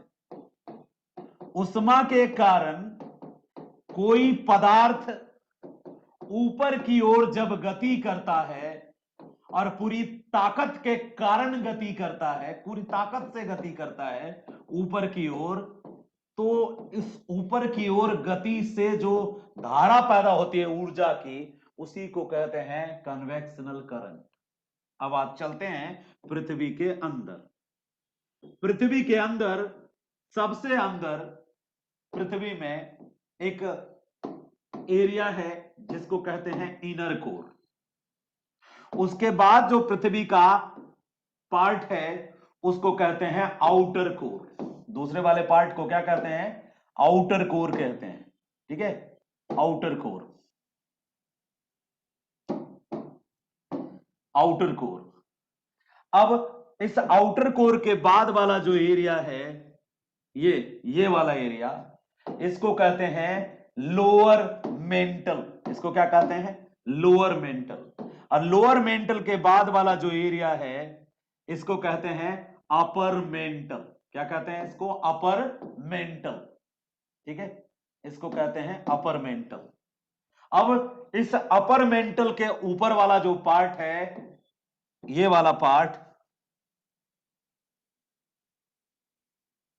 ये सबसे ऊपर वाला पार्ट, इसको कहते हैं क्या? Earth crust. इसको कहते हैं अर्थ क्रस्ट। ठीक है, मैं दूसरा कलर ले लूं, ये बिल्कुल दिख नहीं रहा। ये है अर्थ क्रस्ट। ठीक है, अर्थ क्रस्ट है, इसको अर्थ क्रस्ट कहते हैं। अब क्या है, अर्थ क्रस्ट और अपर मेंटल के बीच में एक 2 किलोमीटर मोटा एक लेयर है। इस लेयर के लिए टर्म यूज होता है एस्थनोस्फेयर।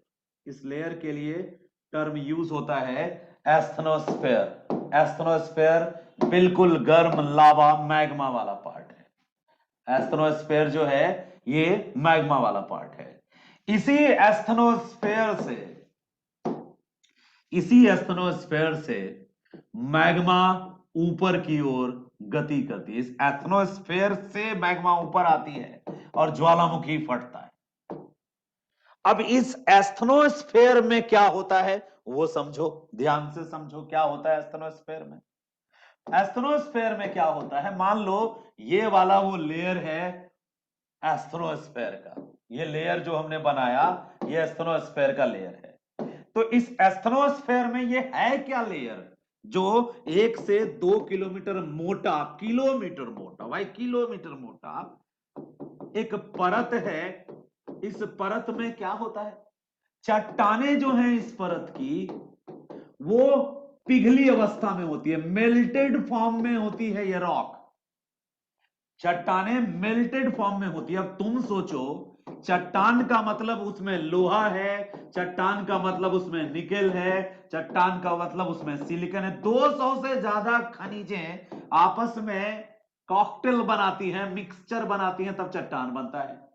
अब चट्टान पिघल के मैग्मा बन गया है, लिक्विड बन गया है, तो तापमान कितना होगा? हजारों डिग्री सेंटीग्रेड तापमान होता है। हजारों डिग्री सेंटीग्रेड तापमान होता है इसका। उससे ज्यादा पायरोमीटर लाना पड़ेगा इसको नापने के लिए। हजारों डिग्री सेंटीग्रेड का तापमान है इसमें। इतना तापमान है, हजारों डिग्री सेंटीग्रेड तापमान है इसमें। इतना तापमान है कि लोहा पिघल के पानी हो गया है। जब ये इतना तापमान है तो ये खौल रहा होगा, खौल रहा होगा। और कोई भी चीज खौलता है ना, चाहे दूध खौले या फिर कुछ खौले, खौलेगा तो क्या होगा? वो उधियाएगा, ऊपर उठेगा। दूध, दूध कभी गर्म किए होंगे आप, तो दूध गर्म किए होंगे तो दूध उफना होगा। बोले दूध उफन गया, उधिया गया। हम अपने लैंग्वेज में, अंगिका में बोलते हैं दूध उधिया गया। उधिया गया मतलब दूध ऊपर की ओर उफनता है।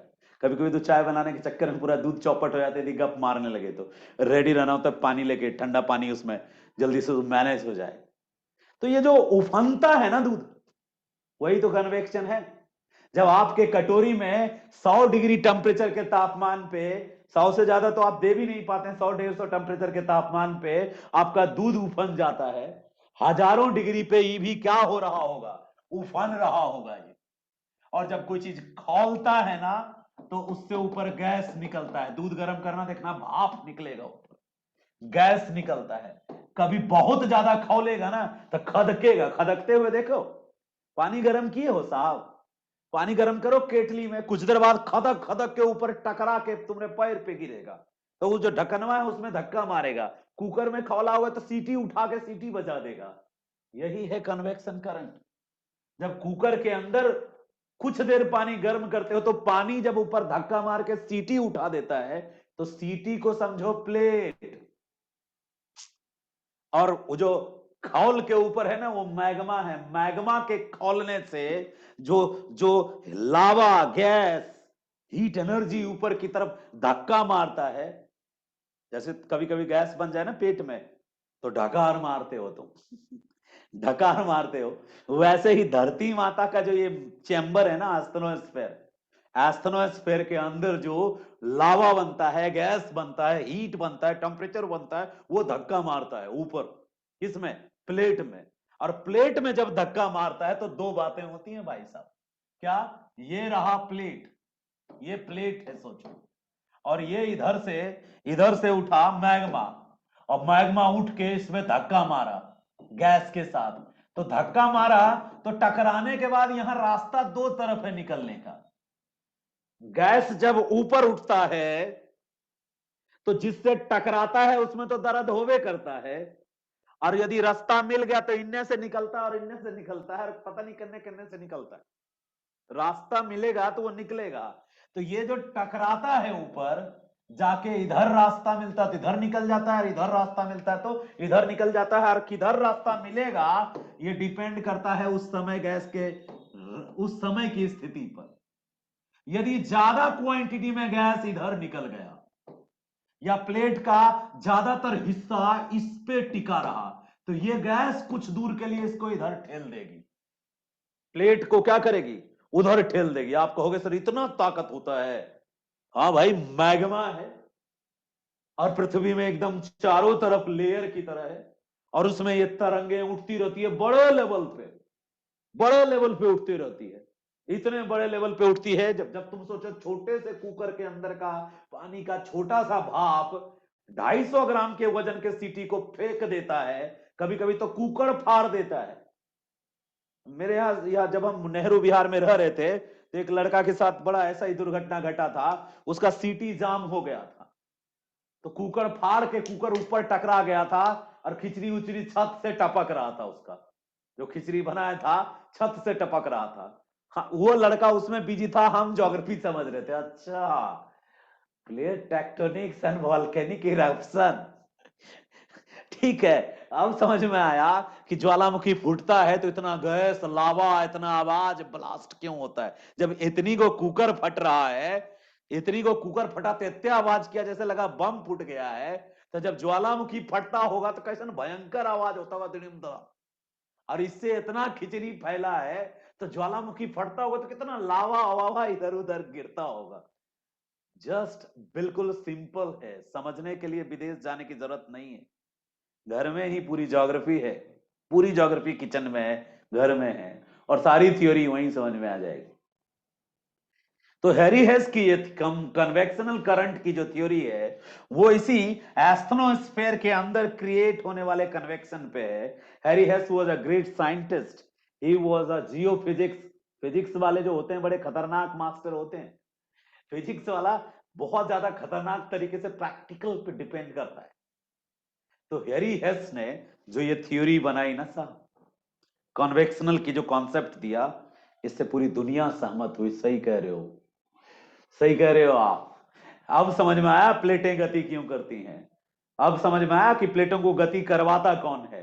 वो कौन सी ताकत है जो भारतीय भूखंड को चीन तक ले आया?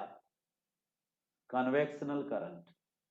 वो कौन सा फोर्स है जो नॉर्थ अमेरिका को पेंजिया से अलग करके उधर फेंकाया, धक्का दे आया? Convectional current. वो कौन सी ताकत है जो ऑस्ट्रेलिया को उधर पहुंचा दिया? Convectional current. अब सवाल मन में ये उठ रहा होगा, सर कन्वेक्शनल करंट अलग अलग तरफ काहे जाता है? दूध को उफनते देखे हो? देखे ही होगे। तो तुमसे पूछ के उफनता है कि बार नॉर्थ में उफने थे तो बार साइड साउथ में उफनेंगे। डिपेंड करता है जो अंदर का जो मटेरियल है ना, खौलता हुआ मैग्मा, उस खौलते हुए मैग्मा में हीट एनर्जी किधर से किधर फ्लो कर रही है उस पर डिपेंड करता है। वो हीट एनर्जी किधर से किधर फ्लो कर रही है उस पर डिपेंड करता है। यानी एस्ट्रोस्फीयर के अंदर हलचल मचती ही रहती है क्योंकि वो खौल रहा है।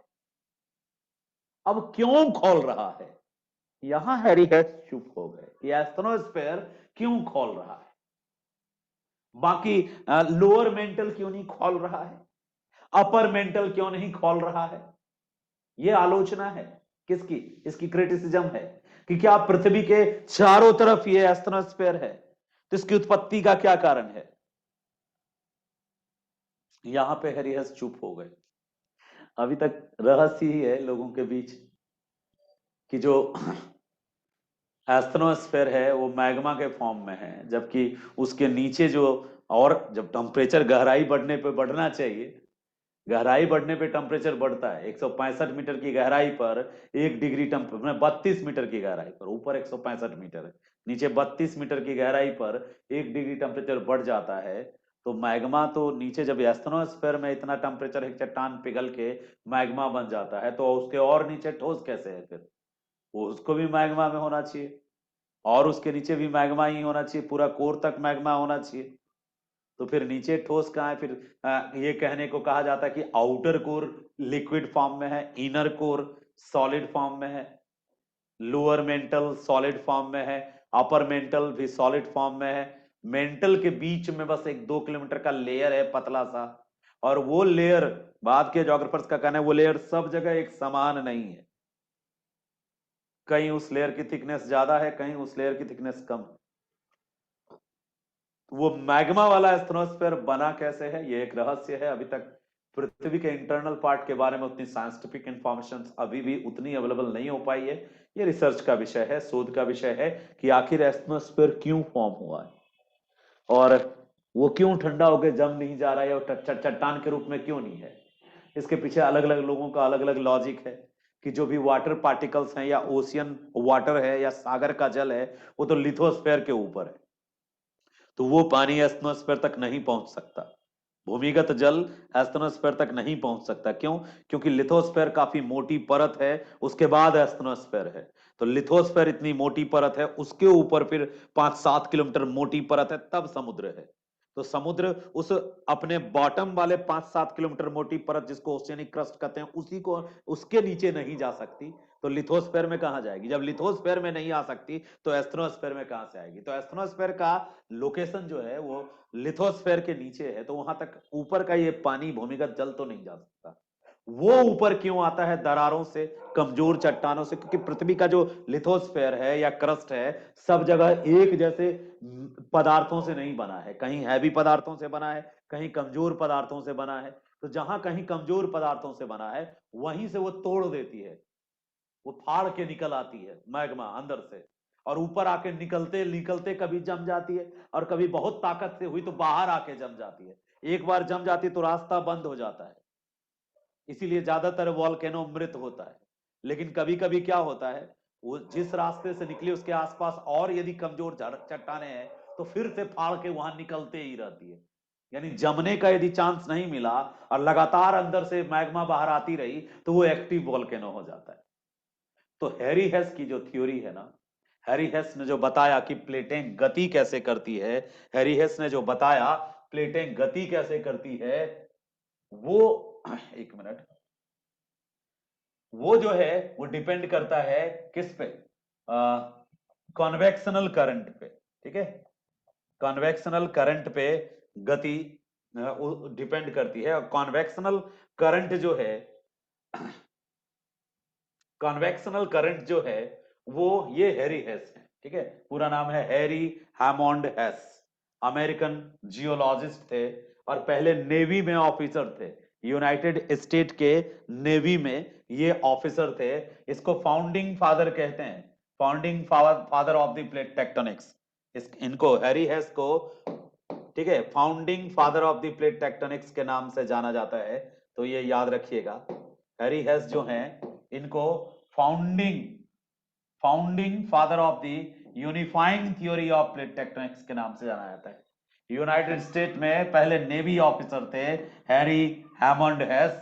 अब बाद में ये जियोलॉजिस्ट प्रोफेसर के रूप में इन्होंने काम किया और साथ ही साथ जियोफिजिक्स के भी ये साइंटिस्ट थे।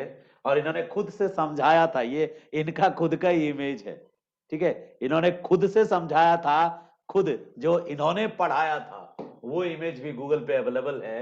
मैं आपको बताता हूं, अभी देखो इनका खुद का, ये इन्होंने खुद ही पढ़ाया है। देखो ये पढ़ा रहे हैं, ये खुद ही पढ़ा रहे हैं कि ये मेंटल है, ये क्रस्ट है, ये मोहो एक डिसकंटिन्यूटी है। तो मोहो डिसकंटिन्यूटी की बात कर रहे हैं और ये खुद एक्सप्लेन कर रहे हैं। प्रोफेसर थे ना, तो क्लास में ये खुद ही एक्सप्लेन कर रहे थे क्या, कि कैसे ये धारा काम करती है, किस तरह से ये करंट काम करती है। ऐसे उठती है और इधर निकलती है, ऐसे उठती है और इधर निकलती है। और इस दरमियान जब ये दोनों तरफ निकलती है तो जो अपर मेंटल है, ये जो अपर मेंटल है या फिर जो ये क्रस्ट है, इस क्रस्ट को धक्का देती है। और जब क्रस्ट को धक्का देती है तो यही क्रस्ट उठ जाता है कहीं पर, इसी के धक्के से उठ जाता है कहीं पर, ठीक है। या फिर ये पूरा का पूरा एक्सप्लेन किया है इन्होंने कि कैसे ये ज्वालामुखी फटता है। हैरी हेस ने बताया कि ये जो मैग्मा है इस तरह से बाहर निकलती है और वॉल्केनो के थ्रू बाहर आ जाती है, तो ज्वालामुखी फटता है। लेकिन एक चीज और इन्होंने पूरा का पूरा कॉन्सेप्ट क्लियर किया है, मैं आपको ये बताना चाहता हूं। ये वाला, ये जो इमेज देखोगे तब समझ में और बेहतर आएगा। ये हैरी हैरी हैस हैं, सी फ्लोर स्प्रेडिंग थ्योरी देने वाले। इनकी इसको इसको आपको डिटेल में समझना है। देखो दिख रही है बात, साफ साफ दिखनी चाहिए, ये ज्यादा जरूरी है। उजला ले लेता हूं, ठीक है। ये देखो, ये है मैग्मा, ठीक है, राइट। ये मैग्मा है और ये है अपर मेंटल। अपर मेंटल, ये अपर मेंटल किसका पार्ट है? लिथोस्फेयर का पार्ट है। अपर मेंटल किसका पार्ट है? लिथोस्फेयर का पार्ट है। ये पतला वाला ओशियनिक क्रस्ट है, जिसमें येलो येलो तीर लगा है, ये ओशियनिक क्रस्ट है। और जो ग्रीन वाला है ये कॉन्टिनेंटल क्रस्ट है। ग्रीन वाला क्या है? कॉन्टिनेंटल क्रस्ट है। इन्होंने कहा कि जब मैग्मा ऊपर उठता है, मैग्मा जब ऊपर उठता है तो यही मैग्मा इधर कुछ मुड़ जाता है और ये इधर कुछ मुड़ जाता है, फिर इधर आके ये गिरता है और ये इधर आके गिरता है। तो इस मैग्मा के बहाव को ही उन्होंने कन्वेक्शनल करंट कहा। फिर ये मैग्मा नीचे आ जाता है और फिर ये यहां ऊपर चढ़ता है, इसी को उन्होंने क्या कहा? कन्वेक्शनल करंट कहा। और हैरी हेस का कहना था कि ये जो कन्वेक्शनल करंट इस तरह से मूव करती है दोनों तरफ, इसी मूवमेंट के कारण ये क्रस्ट इस तरफ और ये क्रस्ट इस तरफ गति होती है। यानी जो प्लेटें हैं, प्लेटों को गति कराने में यही करंट का मेन रोल है। इस करंट के लिए ही उन्होंने वो टर्म यूज किया था, क्या? Some convectional current. क्या बोला था उन्होंने?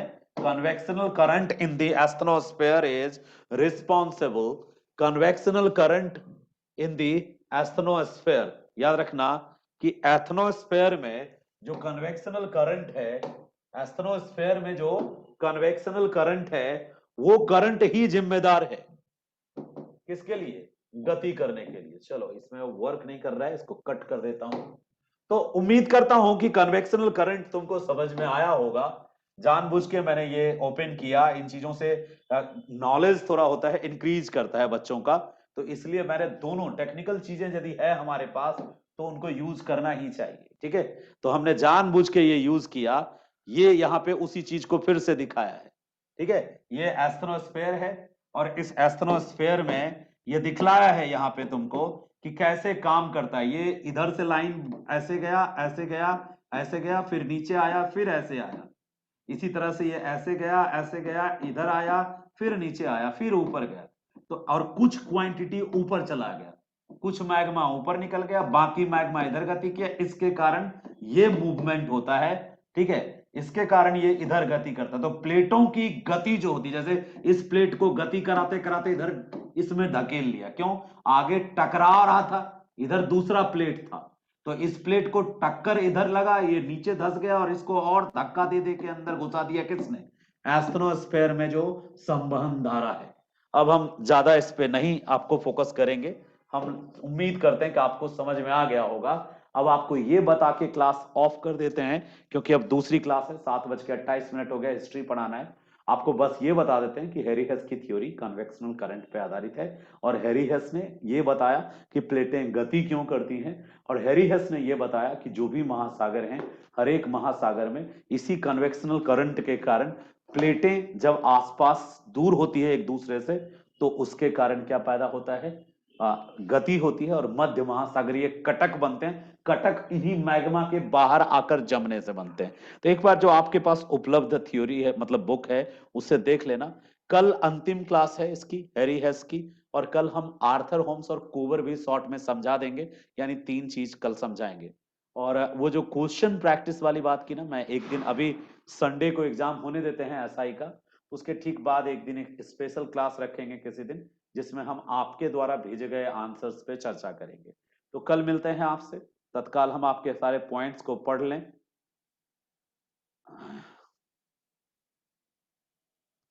अच्छा सर, अरबों साल के बाद भी लिथोस्फीयर ठंडा क्यों नहीं हुआ? चलिए हम इसके लिए हम बात करेंगे आपसे अगली क्लास में कि क्यों ठंडा नहीं हुआ। ठीक है? और भी किसी का कोई कमेंट है? चलिए ठीक है। हमने आपके कमेंट्स को पढ़ लिया है, और ये सुरक्षित भी रखा है मैंने सारे वीडियोज के साथ। आपके जो भी क्वेश्चंस हैं उनको हम आगे कोशिश करेंगे बताने का। आज समय का थोड़ा, समय की सीमा है, दूसरी क्लास है मेरी, इसलिए आज हम ऑफ करते हैं। ठीक है? Thank you so much.